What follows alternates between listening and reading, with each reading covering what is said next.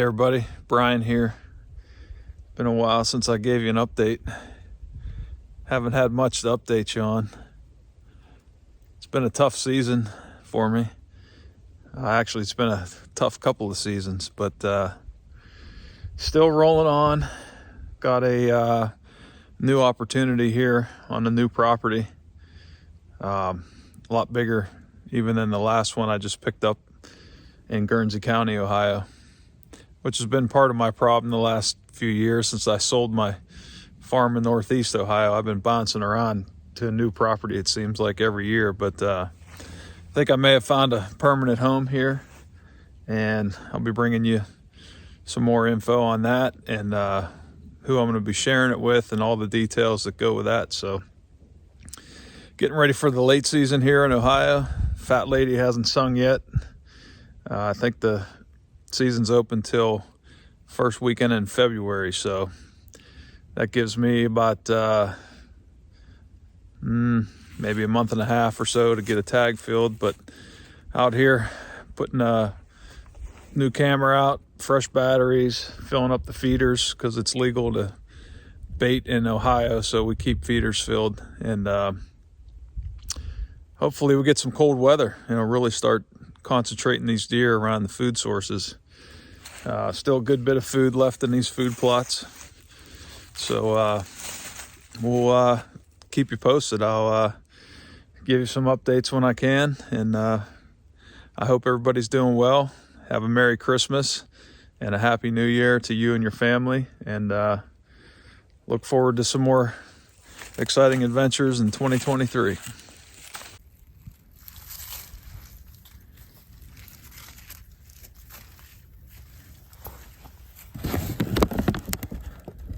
I like to add a little protein mix with the corn too. Normally just, 1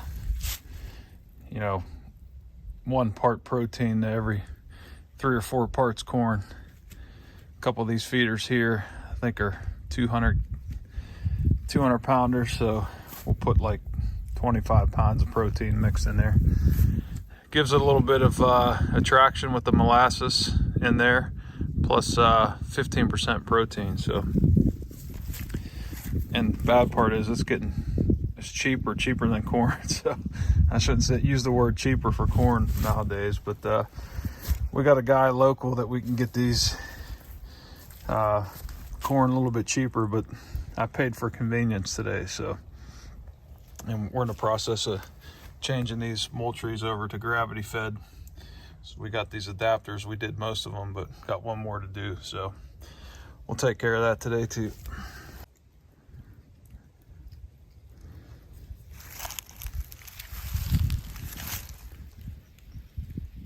Looks like there's a little bit of food left in this plot, but as you can see from the exclusion cage, just how many deer there are just hammering this. But it's doing its job, and we're keeping them fed, and get a little bit of flack from people who don't hunt over bait and states that allow baiting. It's just a tool like anything else. I've killed deer using mobile tactics going into their bedding. I've killed deer over food plots. I've killed deer in transition areas, funnels, overfeeders. I'm kind of all of the above guy, as long as it's legal. I don't judge anybody's choices, but I get it. If you don't like that style, that's totally up to you. One tip for feeders here. These were old spin feeders from Moultrie that we converted, that I was talking about, to the gravity feeder. You could see that there. We've got 2 of the holes plugged shut with feed bags, so they can only get the feed out of the far port. And that saves on corn, and it saves from too much feed, getting pulled out of there if coons come around, if they can get up there or whatever.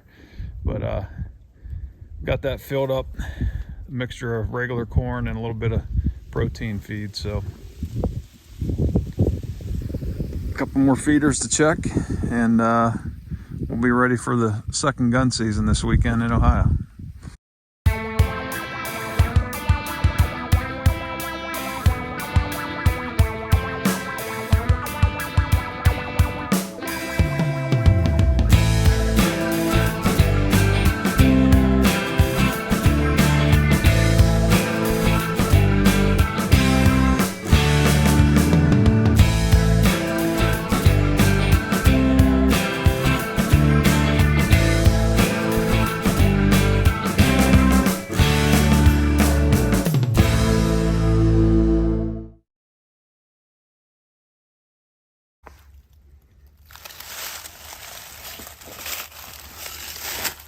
some assembly required.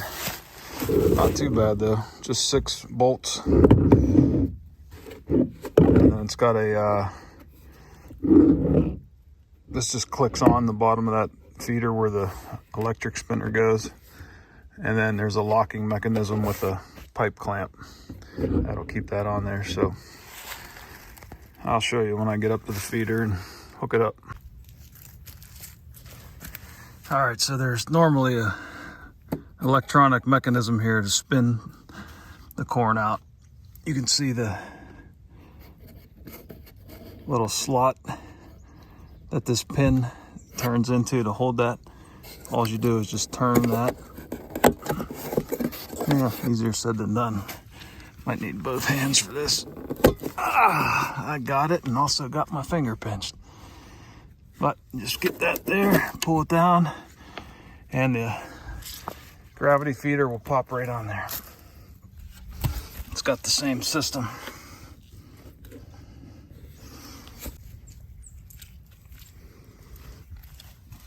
So you can see here, it goes right into that same slot, and you just turn to lock it. And then it's got this locking cap that goes on here. That keeps that from coming off.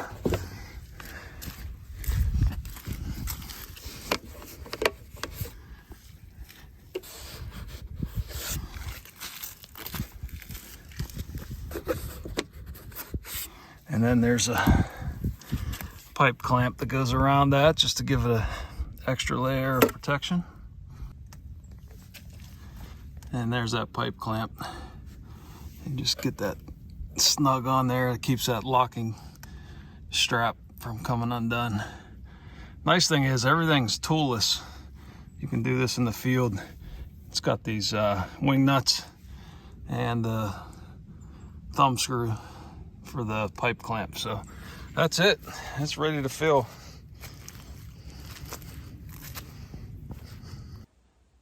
Back home editing videos today after being out in the field yesterday.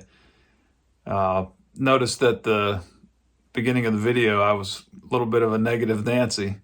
Didn't mean to come off that way, but it has been a tough couple of seasons, but also had some highlights too. The past 2 years I jumped on 2 different leases and was able to come up with a plan and put it in action, and with the help of my lease partners. And we shot the most mature buck off of both leases back-to-back years on 2 different properties. So that's pretty cool, and something that I can hang my hat on, and know that my plans, my habitat plans and application work, I just been struggling to get a mature buck in front of me. So, but can't completely complain. Like I said, a lot of good takeaways from that. So I'll continue to learn and get better with that. The other thing with the protein feed, I'm sure I'm going to get some comments that say, you know, why are you wasting your time? Do you think that's going to make a huge difference? No, I actually don't have high expectations for it. But my thinking is if you're running feeders year round, especially during doe birthing periods or antler growth periods, and the deer are coming to those feeders regularly, I mean, it can't hurt. It can't hurt at all. I mean, not saying that we're going to make a difference in any way, shape, or form, but, you know, a little bit of extra minerals and nutrition and calcium and protein and whatever else they get out of that feed mix, you know, it can't hurt. We're already putting it out there for them if they're coming to it regularly. You know, it's the same price as a bag of corn to mix it in there. And you get it at the same place. It's really not anything extra. It's just, you know, something that I think that just can't hurt. So if you guys had questions on that or wondering what our thought processes was, I just wanted to explain that because, you know, we're not managing high fence deer. We're not, you know, taking out different animals and running it like a livestock program. These are still wild deer that can come and go as they please. So we get it. We understand that there's limitations on that, but just something else to try and to keep in your toolbox. Well, that's going to be a wrap for this video. hope to keep bringing you some more content. Things have slowed down a lot. We've been grinding, trying to fill our tags too. So hope you enjoyed this one. A lot of season left, like I said before. The holidays are coming up. So once again, Merry Christmas, Happy New Year to you and yours. And hope everybody stays safe and healthy. And God bless you all, and appreciate you checking in. We'll check back with you later.